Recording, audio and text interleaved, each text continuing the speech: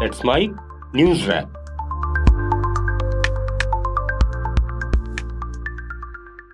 Let's mic news wrap. अब तक की खबरें सिर्फ 10 मिनट में। दिल्ली एनसीआर में सुप्रीम कोर्ट के आदेश के खिलाफ दीपावली की रात भर आतिशबाजी हुई। इसका असर ये हुआ कि आज दिल्ली एनसीआर में धुंध नजर आई और एयर क्वालिटी जहरीली हो गई। दिल्ली के कई इलाकों जैसे अक्षरधाम, आईटीओ और एम्स का एक्यूआई 300 से ऊपर दर्ज किया गया। 38 में से 36 मॉनिटरिंग स्टेशंस पर पॉल्यूशन का लेवल रेड जोन में रिकॉर्ड किया गया। केंद्रीय प्रदूषण नियंत्रण बोर्ड के मुताबिक दीपावली की रात एक्यूआई 344 के पार पहुंच गया था। दिल्ली के द्वारका में एक्यूआई 417, अशोक विहार में 404, वजीरपुर में 423 और आनंद विहार में 404 रहा। वहीं हरियाणा के 15 जिलों में एयर क्वालिटी इंडेक्स खतरनाक स्तर यानी 500 तक पहुंच गया। आज रोहतक में एक्यूआई 320, नारनौल में 311, बहादुरगढ़ में 306 रिकॉर्ड किया गया। राजस्थान में आज ओवरऑल एक्यूआई 243 रहा। भिवाड़ी में राजस्थान का सबसे ज्यादा एक्यूआई 318 दर्ज किया गया।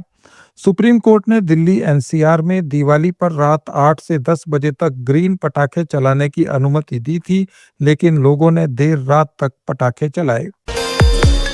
इससे पहले देश भर में कल दीपावली मनाई गई। कुछ जगहों पर आज भी दिवाली मनाई जा रही है। गणेश लक्ष्मी पूजन के बाद लोगों ने पटाखे जलाए। कोलकाता के पंडालों में काली पूजा करके दिवाली मनाई गई। श्रीनगर से लेकर कन्याकुमारी तक दीपावली के मौके पर लोगों ने अपने घरों, मंदिरों और प्रतिष्ठानों को रोशन किया।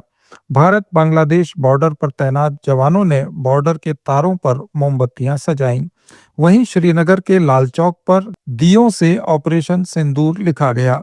मुंबई में श्री समर्थ व्यायाम मंदिर के विद्यार्थियों ने मल्लखंब पर प्रदर्शन किया। दुनिया के कई देशों में बसे भारतीयों ने दीपावली का त्योहार मनाया।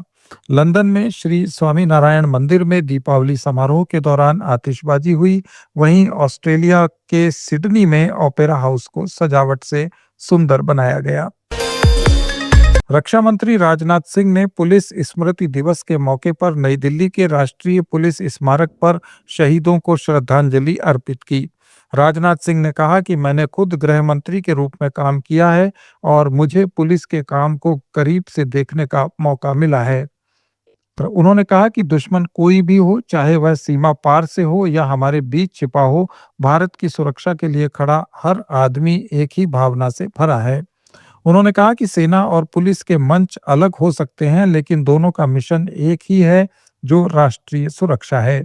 राजनाथ सिंह ने देश में होने वाले अपराधों पर बातचीत करते हुए कहा कि पहले अपराध सिर्फ चोरी जैसे होते थे, लेकिन अब अपराध डिजिटल प्रकृति के होने लगे हैं। साथियों, जब हम देश की आंतरिक सुरक्षा की बात करते हैं तो हमारे आंतरिक सुरक्षा के समय जो एक और बड़ी चुनौती एक लंबे समय तक रही है, उस पर भी मैं आपका ध्यान दिलाना चाहूंगा। एक लंबे समय तक नक्सलवाद हमारी आंतरिक सुरक्षा के लिए समस्या रहा है। एक समय था जब छत्तीसगढ़, झारखंड, ओडिशा, आंध्र प्रदेश, तेलंगाना, महाराष्ट्र, इन सभी राज्यों के कई जिले नक्सलवाद से प्रभावित थे। गांवों में स्कूल बंद थे, सड़कें नहीं थीं और लोग भय में जीते थे। लेकिन हमने ठान लिया कि इस समस्या को आगे नहीं बढ़ने देंगे और हमारी पुलिस, सीआरपीएफ, बीएसएफ, सारी पैरामिलिट्री फोर्सेस और स्थानीय प्रशासन ने मिलकर जिस तरह संगठित तरीके से काम किया, वह काबिले तारीफ है। साथियों, पिछले कई वर्षों के हमारे सम्मिलित प्रयास अब फलीभूत हो रहे हैं। पूरे देश को अब यह भरोसा हो गया है कि अगले वर्ष तक इस समस्या का नामो निशान नहीं रहेगा। बिहार विधानसभा चुनाव के दूसरे और आखिरी फेज के लिए नॉमिनेशन की प्रक्रिया सोमवार को खत्म हो गई। चुनाव आयोग के मुताबिक पहले फेज के चुनाव के लिए कुल 1314 उम्मीदवार मैदान में हैं। 300 से ज्यादा नामांकन पत्र खारिज हो गए। 61 उम्मीदवारों ने अपने नाम वापस ले लिए हैं। 243 सदस्यों वाली बिहार विधानसभा की 121 सीटों पर 6 नवंबर और दूसरे फेज की 122 सीटों के लिए 11 नवंबर को वोट डाले जाएंगे। दूसरे फेज के प्रत्याशियों की स्थिति 23 अक्टूबर तक साफ होगी। दूसरे चरण के आखिरी दिन तक एनडीए गठबंधन में फूट, टिकट बंटवारे पर नाराजगी और अंदरूनी बगावत नजर आई। आरजेडी ने नॉमिनेशन का समय खत्म होने से 7 घंटे पहले पहली बार 143 उम्मीदवारों की सूची जारी की। इससे पहले उसके प्रत्याशी नामांकन भरते रहे।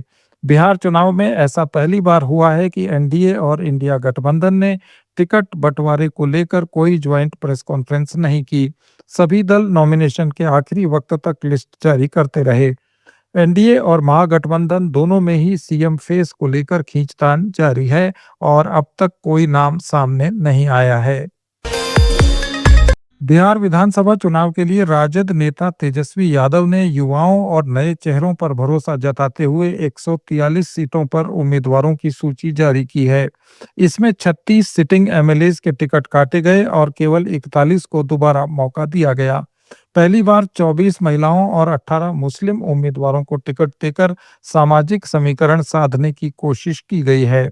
तेज प्रताप यादव की जगह माला पुष्पम को उम्मीदवार बनाया गया है, जबकि कई दलबदलू विधायकों को सूची में जगह नहीं मिली है। बिहार चुनाव में एनडीए की जीत पर एलजेपी रामविलास डिप्टी सीएम पद पर दावा करेगी या नहीं, इस पर चिराग पासवान ने बड़ा बयान दिया है। पटना में पार्टी की प्रदेश कार्यकारिणी की बैठक के दौरान पत्रकारों से बातचीत में उन्होंने कहा कि पहले सरकार बन जाए, उसके बाद देखा जाएगा कि किस दल का प्रदर्शन कैसा रहा है और उसकी भूमिका क्या होगी। चिराग पासवान ने विकासशील इंसान पार्टी के सुप्रीमो मुकेश साहनी का उदाहरण देते हुए महागठबंधन की महत्वाकांक्षाओं पर तर्ज कसा कि पहले सरकार में आइए। उन्होंने एनडीए की एकजुटता पर भरोसा दिलाया। तेजस्वी के बारे में चिराग ने कहा कि जो अपना गठबंधन नहीं संभाल सकता, वो बिहार को क्या एकजुट रखेगा। महागठबंधन खुद से ही लड़ रहा है भैया, इनके भीतर में ही एक चुनाव चल रहा है।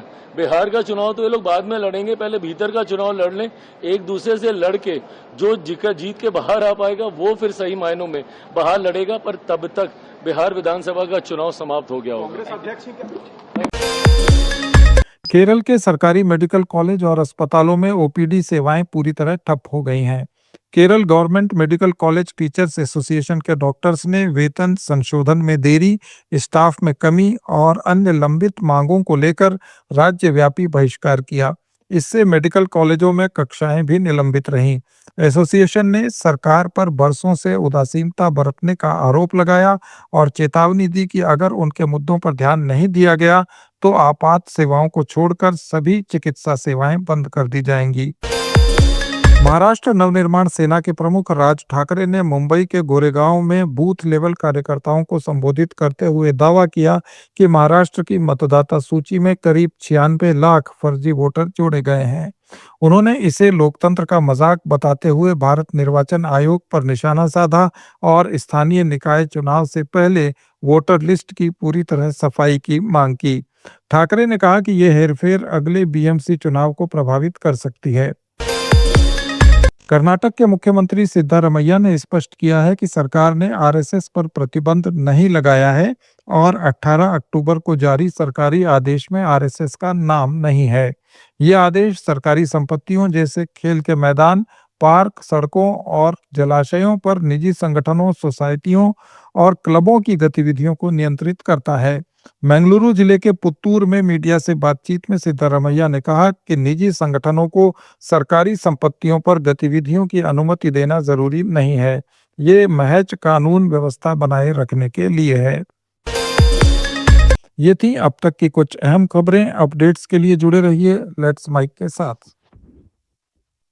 आप सुन रहे थे let's mic more than radio. Follow कीजिए हमें हमारे सोशल मीडिया प्लेटफॉर्म्स पर।